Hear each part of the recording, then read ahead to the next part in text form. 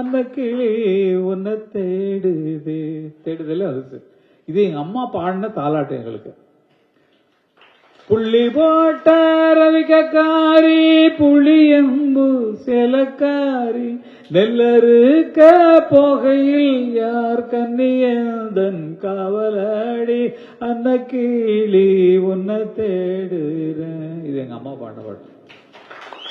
எங்க அம்மா இல்லாமல் எங்களுக்கு திருவிழா நடக்காது. காரணம் என்ன, அங்க வந்து முளைப்பயிர் வளர்க்கறதுங்கிறது அம்மா தான். அந்த பக்கத்து கிராமங்களுக்கு 18 பட்டி கிராமங்களுக்கும் திருவிழா நடந்துச்சுன்னா முளைப்பயிர் வளர்ப்பு சின்னத்தாய் அம்மா அப்படின்னு சொல்லி போட்டுருவாங்க. எங்க வீட்டுல தான் அது ஒரு ரூம் இருக்கு. அங்கதான் வந்து முளைப்பயிரெல்லாம் கொண்டு வருவாங்க, பருப்பெல்லாம் கொண்டு அதை பூஜை பண்ணி பண்ணுவாங்க. அதுதான் அந்த முளைப்பயிரெல்லாம் விளைஞ்சதுக்கு அப்புறம் அதை எடுத்து கொண்டு போறாங்க பார்த்தீங்களா. அந்த முளைப்பயிர் எடுத்துக்கொண்டு திருவிழா கொண்டு போறாங்கல்ல, அது ஊர் நடுவில் இப்படி வச்சிருவாங்க. மொத்தமா ஒரு 60-70 பெட்டி இருக்கும். அதுக்கு கும்மி அடிச்சு அதை எடுக்கணும். அதுக்கு அம்மா பாடுற பாட்டு, சாமி வரத பாருங்கம்மா சாமி சரிஞ்சு வரத பாருங்கம்மா. கோரஸ் தன்ன நன்னாதீனம் தன்னானு தன்ன நன்னாதீனம் தன்னானு சாமிக்கு மேலார சப்பர சாமியும் தாவி அருகுது பாருங்கம்மா தன்ன நன்னாதீனம் தன்னானு. அவங்க கோரஸ். இது என்ன பாட்டு சொல்லுங்க சினிமால? ஏன் சொன்னீங்க? தெரியாதுன்னு சொன்னா எனக்கு ஒரு பாயிண்ட் கிடைச்சிருக்கீங்க. நடிக்க தெரியலையா உங்களுக்கு? தெரியாதுல்ல? இது எந்த பாட்டு தெரியுமா? தெரியாது கண்ணா. இல்ல இதான் அடையாளம். அப்ப பாரதி ராஜா தான் சொல்றது அலைகள். ஏப்பா அம்மா ஒரு இது கும்மி பாட்டு பாடுவாங்க, அது நல்லா இருக்கும் மேடம். அந்த டியூன் அந்த பாடி காட்டு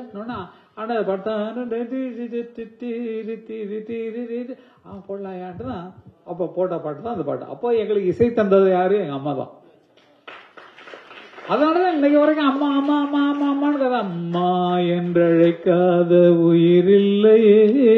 அதற்கு பொன்ன போல ஆத்தா என்ன பெத்து போட்டா அடி என்ன பெத்தாத்தா கண்ணீரத்தான் பார்த்தா சொல்லி சொல்லி யாராது சொன்னா துயர் தீராது. இந்த பாட்டை ரெக்கார்ட் பண்ணி அம்மாட்ட போய் போட்டு காட்டுறோம். டேப் ரெக்கார்டில் அப்போ வேற வசதியே கிடையாது. போட்டு காட்டணும். எங்க அம்மா என்னப்பா என்ன பத்தி எழுதிருக்க? திட்டு திட்டு பேசினாலும் வட்டியில சோறு. போய் எல்லா இடத்துலையும் சுத்தி சுத்தி வா, ஏதாவது ஒரு வேலை வெட்டி பாக்குறியா அப்படின்னு சொன்னதுக்கு திட்டு திட்டு பேசினாலும் வட்டியில சோறு வப்பா. ஒட்டி போன என் அம்மா இல்லையா இருப்பாங்க. ஒட்டி போன உடம்புனாலும் உசுர விட்டு பாசம் வப்பா.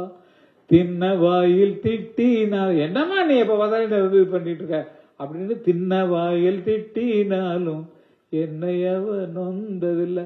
சரிப்பா விட்டுருப்பான். கந்தல் துணி கட்டினாலும் கண் கசங்க பார்த்ததில்லை. பொண்ணு கேக்கும் வாயில். அப்போ ஒரு புடவை எடுத்து கொடுங்கடா எங்க அம்மா கேட்டிருக்காங்க. பொண்ணு கேக்கும் வாயில் ஒரு சேலை கேட்ட ஆத்தா. அப்போ நூலை கூட நானும் உனக்கு வாங்கி தந்ததில்லை. என்னப்பா என்ன பத்தி எழுதிருக்கீங்க? அம்மம்மா அந்த பாட்டை அப்படித்தாம்மா அப்படின்னு அம்மாவுக்கு அப்படி கண்டு தழுவது. நாங்களாம் அப்படி கண்டு தழுவது நிக்கிறோம். அப்போ உள் உணர்வுகள் நம்ம அனுபவித்த கதையாக வரும்போது பார்த்தோம்னா ரொம்ப அற்புதம். ஒட்ட பாசமல்லருக்கு நேற்று பாசமல்லர் பார்த்தோம், அவ்வளோ அழகா இருந்தது. வீரபாண்டிய கட்டபொம்மன் பார்த்தோம், அதுவும் அவ்வளோ அருமையா இருந்தது. கப்பலுடைய தமிழன் பார்த்தோம், அவ்வளோ அழகா இருக்கு. அது தேசத்துக்காக. அப்ப நம்ம சிந்தனைகள் தேசத்தை நோக்கி போனால் தோற்றுவிடும். யாரும் பார்க்க மாட்டாங்க. இப்ப யாரும் செயல மாறி துப்பாக்கி எடுக்கலன்னா அவ்வளவுதான். எத்தனை வெரைட்டி துப்பாக்கி பாத்தீங்க விக்ரம்ல?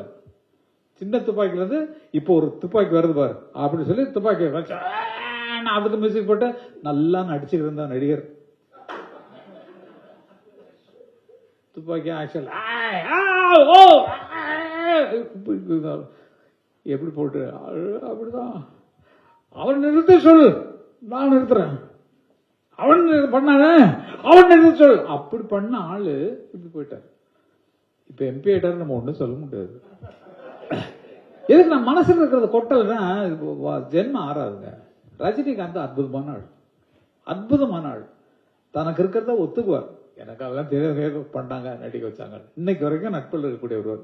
எப்படி 10 நாள் 15 நாளைக்கு ஒரு தரம் பேசுவோம். என் பக்கத்துல தான் தோட்டம், ஒரு தோட்டம், அங்க உட்காந்து பேசிட்டு இருப்போம். அப்படி ரொம்ப அற்புதமான ஒரு ஆளு. தன்னை தானே உயர்த்திக் கொள்வதில் அவர் இல்லை. வைரமுத்து மாதிரி, கமலஹாசன் மாதிரி அவர் கிடையாது. நான் ஓப்பனா சொல்றதுல என்னை யாரும் ஒன்றும் பண்ண போறதில்லை. இருக்கிறத புரிஞ்சுக்கணும். நீங்க வந்து நடிப்பு வாழ்க்கையில நடிக்க கூடாது.